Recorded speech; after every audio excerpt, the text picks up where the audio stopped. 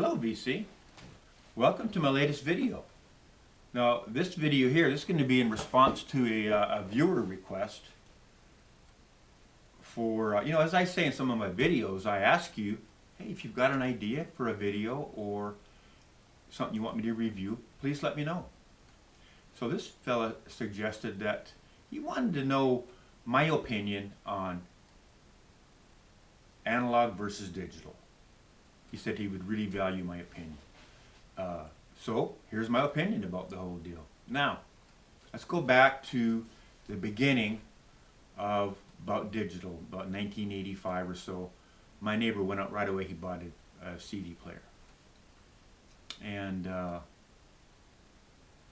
so of course I had to go and listen to it, go over there, listen to quite a bit of CDs, and he was just gone goo goo gaga over the thing. He thought it was the best thing ever. Records were terrible, and this thing was night and day, 100% perfect sound forever. That was his deal. And so I'm listening to it, and I liked it. It sounded nice, but it sounded like a little artificial to me too. And I'm thinking, well, maybe that's how it's supposed to sound, because this is supposed to be better than records. Maybe, I'm missing something. So about a year later, my brother bought a CD player, and so I borrowed it. He had a bunch of CDs, and I had a bunch of the same records, of course, so I hooked up the CD player, and then I compared those CDs to the record. And I'm like, oh my goodness, wow. The records are so much better bass, so much more information, the drum skins, the cymbals, you can hear the sticks hitting the cymbals, you can hear all this stuff. So much, they were a lot better. Records are, so I said, well, records are better. It's about what do you compare it to?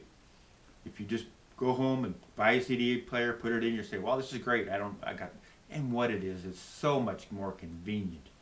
You take the little disc, you pop it in, got the remote control, you can switch between tracks, you don't have to get up.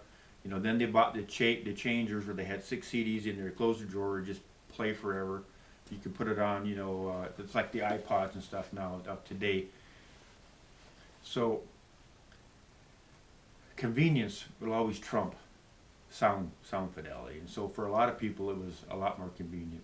And back in the 70s, early 80s, when people were buying turntables, the average person, they only had a couple $100 turntable with probably a $30 or $40 cartridge on it. That's what your average guy's kind of turntable of the day. Now I had probably about a $400 turntable, and I had a $125 cartridge on there, and I'm thinking, wow, this is state of the art, and the ADC ZLM I had on there at the time, and I'm like, wow, this is high end. Of course it wasn't, but that's what average Joes figured at those times. And so now if we move forward, digital has gotten a lot better. And so I've got this record out here today. Now if you're not familiar with this Neil Young record, it's Are You Passionate? This is a really good record right here. Now this came out at just after, what's the year on here? It must be on here somewhere.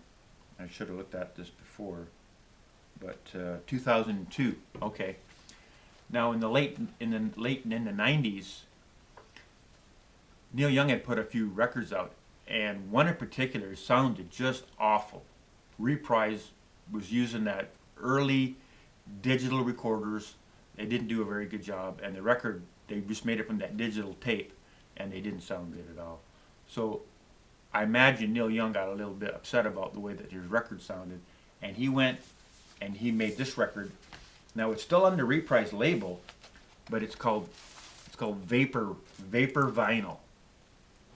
Neil Young, Are You Passionate, on Vapor Vinyl, and it's got this little steamboat over here like a Reprise. But now, when this record came out, Stereophile gave it the recording of the month, and they said it really, really sounded good. And so I bought the record, and you know what? It does sound good. It's a really good sounding record. In fact, it's probably about my favorite Neil Young record. So if you can swing it, I know there's not a lot of them out there. They're kind of expensive, but if you really like Neil Young, Or just go on YouTube and listen to a few of the songs, and if you like it, yeah, then do what you need to do, get the record. Okay, so what I did today before I started making the video is I had recorded this record now at 1644 and at 2496.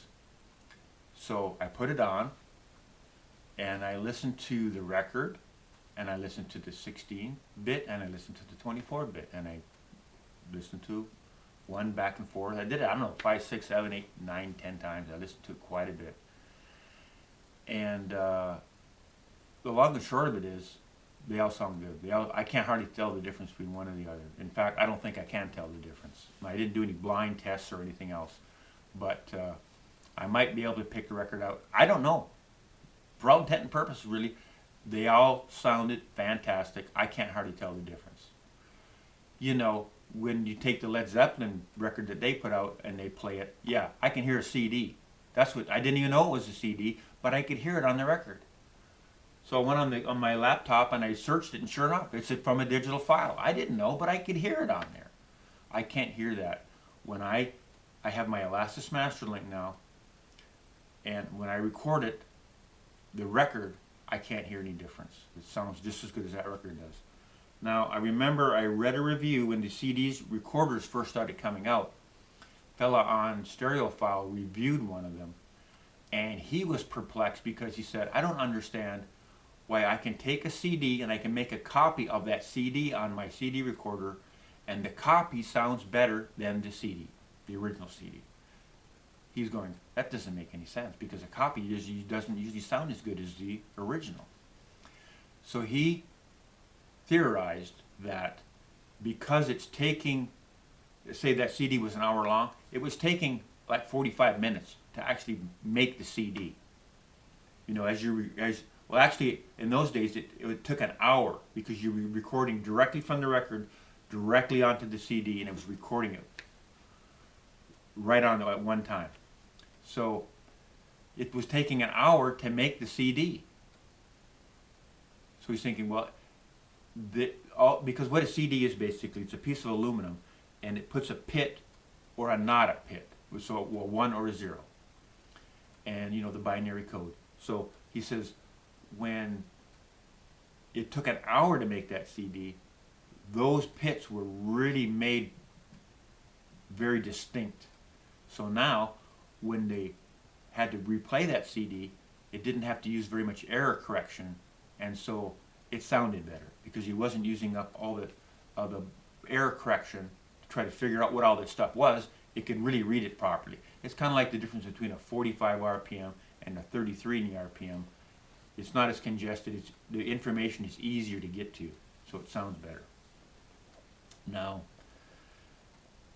Michael Firmer also, he had done a review of the Rockport turntable. Now, this was like a $100,000 turntable.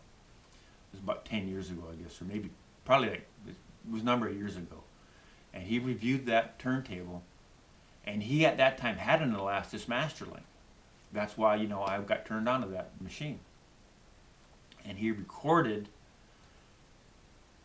the Elastis, the Rockport, and then he had a very expensive turntable at the time. I can't remember the exact name, but really high end. It was probably about, you know, $20,000 worth of turntable. And he said the CD of the Rockport sounded better than his turntable. And I'm like, no, that can't be. The CD can't sound better than that record. But he said, yeah, it did. The Rockport was so good and extracted so much more information off the record that the CD sounded better than his turntable that he was using. So, you know, it gets you to think about things when people say things like that. It just doesn't make sense, but now that I've done it for myself, I've recorded it and I've listened to it, I don't hear any difference. So I don't hear that digital in it. So why can't Atlantic and, you know, these other record companies, why can't they do that? Why can't they make a digital record that sounds good? because that's all they want to do is make digital records now, because that's all they can make. There's very few, as we talked about before, there's very few mastering studios that can take a tape and make a record from it. All the big companies have sold their soul to digital, and that's all they've got now. Now, if you remember in one of my earlier videos, when I compared the Beatles, the two Beatle boxes, the stereo box was digital and the mono box was analog. And I preferred the stereo box. Even to the Japanese first editions and all those Beatle records that I had, I really, really liked the Beatles on the stereo. And also, I liked the Pink Floyd records that were reissued lately here, and they were from a digital file too. I didn't even know it at that time. And then when the Led Zeppelin came out, I didn't know they were from digital either. So I put them on the turntable, and I'm thinking, wow, these are supposed to be from the analog tape, because that's what it said on Music Direct. It said from the analog tape and da. So I'm thinking, and they're saying they're supposed to be the best ever. And I had bought all those classic records reissues, so I said, wow, if they're going to be better than those, that's going to be fantastic. Everybody will be able to now go out and get that great sound that they deserve to have. So I put the record on and listen to it. I'm thinking, why does this record sound like a CD? So I got the laptop out, started Googling it. Well, sure enough, it's from a digital file. I could hear it. And the only thing I can think is that, when these record companies, when they mass produce these CDs, they're kicking them out. It takes like 1 or 2 seconds to make a CD. Bing, bing, bing. So they're just stamping them out. And so, that's all I got. I don't know why they don't sound good. And I don't know why the digital records they make sound like bad CD. But you can actually make a good sounding CD. You've all heard some good sounding CDs. You could take that record, I recorded, I couldn't tell the difference. And now, another thing a lot of people are doing nowadays, because most everybody has got a lot of music on their computer, on your laptop, on your desktop, whatever. And so a lot of people are using that as their source for their stereo. They're not going out and buying a new CD player or buying a new turntable. They're just using all that music they've got stored on their computer as their main source for their stereo. And they're doing it Bluetooth, or they're doing it a different way. Now, you might not know what you need to do if you're going to do that is take and get an outboard digital analog converter and use your Wi-Fi to send it to your amplifier. Don't use the Bluetooth. The Bluetooth is like compressing the signal. It's not as good for fidelity. Use your Wi-Fi, and you can get some really good sound from your stereo. Now, of course, I haven't compared any of that kind of stuff, and I don't know about it, but this is what I do know about digital versus analog. I like the record. Now, if I was going to buy the CD of this and compare it to this, the record's going to sound better. You've got to have the source to start with. If I could take their CD and I compare it to this record is going to sound better. Every CD that I've ever compared to the record's always sounded better. So, but now when I made a copy of this using my CD recorder, it sounded fantastic. And they sound great in the car. They really, really do. They don't sound, even CDs sound pretty good in the car. You can't complain about the sound in the car. They always sound good like that. That's why I don't mind you burning CDs in the car or playing them in the car, because they sound great in the car. But, what are you going to do? You can't play records in the car. That's the whole thing about it. So anyway, I hope that's enough information there. Basically, you got my opinion. You got my little experience with the digital stuff. And thanks for tuning in.